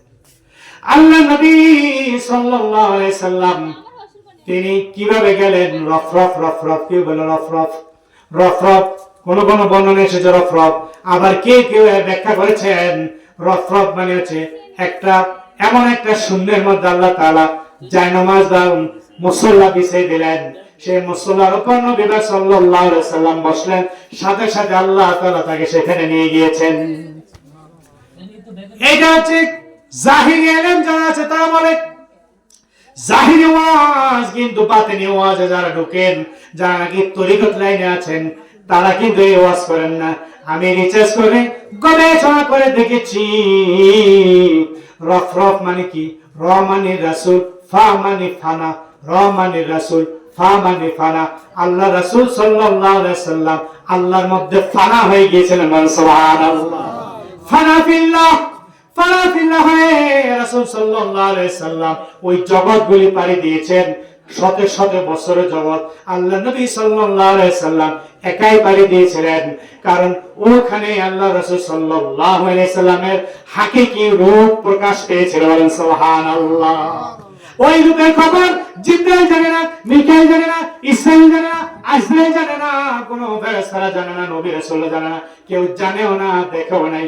আল্লাহ নবী সাল্লাল্লাহু আলাইহি সাল্লাম হাকিকি রূপ নিয়ে তিনি আশাজিবে আল্লাহ তাআলার সাথে সরাসরি মুলাকাত করেছেন। বলেন সুবহানাল্লাহ। তাই আল্লাহ রাসূলের বাসারি রূপ, মালাকি রূপ, হাকিকি রূপ সংক্ষেপ হইলে আমরা বুঝতে পারলাম। এখন আসেন নবী সাল্লাল্লাহু আলাইহি সাল্লামের কথা বুঝলাম। তাইলে ওই যে বলেছি যাকাত দেন, নামাজ পড়েন, যাকাত দেন, নামাজ পড়েন, যাকাত দেন, এটা কি গরিবদের জন্য না ধনীদের জন্য যাকাত? সবার জন্যই, সবার জন্য যাকাত। এটা আবার কোনটা, কেমনে হবে? আকিমিস সালাত ওয়া আতুজ যাকাত, যেখানে বলছে নামাজ পড়ো সেখানে বলেন যাকাত দাও। তাইলে যে নামাজ পড়বে সে যাকাত দিতে হবে, যাকাত দিলে নামাজ কবুল হবে, নামাজ পড়লে যাকাত কবুল হবে। একটা সাথে একটা ওতপ্রোতভাবে জড়িত। তানবিহুল গাফিলিন নামে কিতাব পড়েন, পাবেন আপনারা। কি পাবেন? আকিমিস সালাত ওয়া আতুজ যাকাত, একটা সাথে আরেকটা জড়িত। একটা আমল করলে আরেকটা আমল করতে হবে, আনে কবুল হবে না। এটা আপনারা পাবেন সেখানে, কিন্তু এই নিগুড় তত্ত্বটা পাবেন না যে তত্ত্বটা আমি এখানে দিব। বাতিনি যে অর্থটা সেটা আমি এখানে দিব, এটা পাবেন না। সেটা কি? আল্লাহ রাসূল সাল্লাল্লাহু আলাইহি সাল্লাম তিনি যে সবাইকে বুঝিয়ে দিয়েছেন যে নামাজ পড়ে যাকাত দাও, কিন্তু আরেকটা কথা যে বুঝিয়েছেন সেটা কি, যে গরিবরাও নামাজ পড়বে, ধনীরাও নামাজ পড়বে। তাহলে গরিবরা যাকাত দেবে, ধনীরাও যাকাত দেবে। তাহলে যাকাত কিভাবে গরিবরা দেবে? এখানে আগে রাখি। তাহলে ধনীদের যাকাত গেল কোথায়? ধনীদের যাকাত ফি আমওয়ালিহিম হাক্কুল লিসাইল ওয়াল মাহরুম। সমস্ত গরিব দুঃখীদের হক রয়েছে ধনীদের ধন সম্পদের মধ্যে। সেই আয়াত দ্বারা বোঝা যাচ্ছে যে অবশ্যই হক আদায় করতে, হক আদায় করা ফরজ। তাহলে গরিবদের হক যাকাত, আর যাকাত দেবে ধনীরা, যাদের মাল সম্পদ আছে তারা। তাহলে ওই আয়াত দ্বারা বোঝা যায় যাকাত ফরজ, অতএব এখানে কোনো দ্বিধাবোধ নাই। কিন্তু এখানে কি আকিমুস সালাত ওয়া আতুজ যাকাত, তোমরা নামাজ পড়ো, যাকাত দাও, অর্থাৎ আপনি নামাজ পড়বেন, আপনি যাকাতও দিবেন। এই যাকাত অর্থ যে টাকা পয়সা দেওয়া নয়, এই যাকাত শব্দের দুটো অর্থ। একটা হচ্ছে পবিত্র করা, একটা হচ্ছে পবিত্র করা, আরেকটা হচ্ছে খরচ করা, আল্লাহর রাস্তায় খরচ করা। আপনি নামাজ পড়তেছেন, নামাজ পড়তে গেলে আপনি ওযু গোসল করেন না? পবিত্র হতে হয় নাকি? পবিত্র হতে গেলে আপনার খরচ আছে কিনা? জামা কাপড় পরিষ্কার করতে গেলে সাবান ছোড়ার দরকার আছে কিনা? ঢাকাতে পানিটা শুধু কিনা, তাহলে পানি শুদ্ধ আপনি কিনা, তাহলে খরচ করতেছেন। তাহলে আপনি যে নামাজ পড়তেছেন আর পাশাপাশি আপনি পবিত্র হয়ে যে নামাজ পড়তেছেন, তাহলে ওই যে যাকাত দিয়ে আপনি নামাজ পড়তেছেন, যাকাত দিয়ে অর্থাৎ আপনি কাপড় চড়িতে সবকিছু পরিষ্কার পরিচ্ছন্ন করে তারপর আপনি যাকাত দিলেন, আপনি নামাজ পড়লেন, তাহলে আপনার নামাজ কবুল হলো। এটা হচ্ছে একটা অর্থ। আরেকটা অর্থ সেটা হচ্ছে যে যাকাত শব্দ অর্থ হচ্ছে আপনি আত্মশুদ্ধি লাভ করা, নিজেকে শুদ্ধ করা। আপনি নামাজ পড়লেন কিন্তু নিজেকে শুদ্ধ করলেন না, নিজের কলবটা ঠিক করলেন না, আপনার একই বিশ্বাস ঠিক নাই, আপনার নামাজ কোনো লাভ নাই। নামাজে লাভ নেই, নামাজে কোনো ফায়দা পাবেন না যদি নাকি আপনি আপনার ভিতরটাকে ঠিক না করেন। আত্মশুদ্ধি লাভ করতে হবে, নিজেকে শুদ্ধ করতে হবে, পরিশুদ্ধ করতে হবে। কাদ আফলাহা মান তাযাক্কা, যে ব্যক্তি নিজেকে পরিশুদ্ধ করতে পেরেছে সেই ব্যক্তি সফল হয়েছে, জান্নাতি হয়ে গেছে। সুবহানাল্লাহ। তাহলে দেখা যায় আল্লাহ নবী সাল্লাল্লাহু আলাইহি সাল্লাম ইনডাইরেক্টলি এখানে বুঝিয়ে দিয়েছেন আকিমুস সালাতা ওয়া আতুজ যাকাত, তোমরা নামাজ পড়ো এবং নিজেকে শুদ্ধ করো, নিজেকে পরিশুদ্ধ করো, কলবকে শুদ্ধ করো, পরিষ্কার করো। আর নামাজ পড়লে আপনি নামাজ যদি আদায় করেন, ওই নামাজ আদায় করার নিয়ম কানুন ইত্যাদি সব কিছু আপনি জানবেন। আলেম ওলামাদের কাছে জানবেন, ইমাম সাহেবদের কাছে জানবেন, মাদ্রাসার ওস্তাদদের কাছে জানবেন। কিন্তু আপনি আত্মশুদ্ধি যদি লাভ করতে চান, কোনো না কোনো হক্কানি রব্বানি রুহানি ডাক্তারের কাছে যেতে হবে। রুহানি ডাক্তার ওলি আউলিয়ার কাছে যেতে হবে, যিনি নাকি আপনার হৃদয়ের ভিতরের, আপনার বাতিনি দেহের চিকিৎসা করতে পারেন। বলেন সুবহানাল্লাহ। তাইলে নামাজও পড়বেন, অলির কাছে যেতে হবে, রোজা রাখবেন অলির কাছে যেতে হবে, যাকাত দিবেন অলির কাছে যেতে হবে। এই কথা বলার কোনো সুযোগ নেই যে আমি নামাজ রোজা করে জান্নাতি হয়ে যাবো, কিসের অলিয়াও দিয়া সুযোগ আছে? কোনো সুযোগ নেই। বন্ধুগণ, ইউটিউবে সার্চ দিলে পাবেন আজাদি দরবার শরীফ। আজাদি দরবার শরীফ লিখে আপনি সার্চ দিবেন, আমার ওয়াজগুলি সবকিছু পেয়ে যাবেন।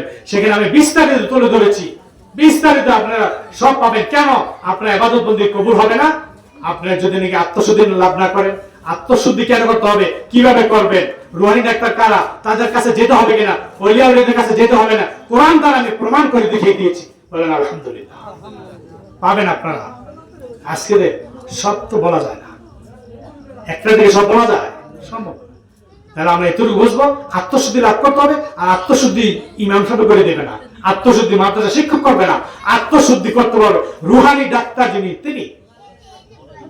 যিনি কি আত্মা বিশেষজ্ঞ, তিনি বলেন সুবহানাল্লাহ। কোন মাদ্রাসা শিক্ষকের নেম প্লেটে দেখবেন না রুমের সামনে, বা ডাক্তারি চেম্বারের রুমের সামনে লেখা পাবেন না যে এই আত্মা বিশেষজ্ঞ, কলব বিশেষজ্ঞ, রূহ বিশেষজ্ঞ। আছে, সব বিশেষজ্ঞ আছে, এই বিশেষজ্ঞ তো নাই। তাহলে আপনি অবশ্যই আত্মা বিশেষজ্ঞ, রূহ বিশেষজ্ঞ কারা?